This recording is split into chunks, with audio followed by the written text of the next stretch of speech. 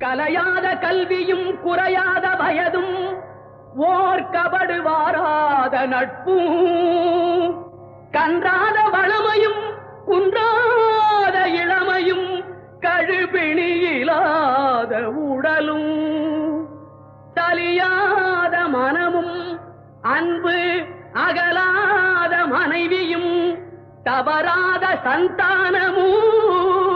தாழாத கீர்த்தியும் மாறாத வார்த்தையும் தடைகள் வாராத கொடையும்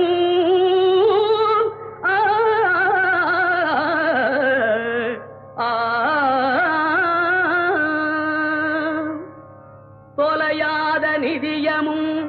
கோணாத கோலும் ஒரு துன்பமில்லாத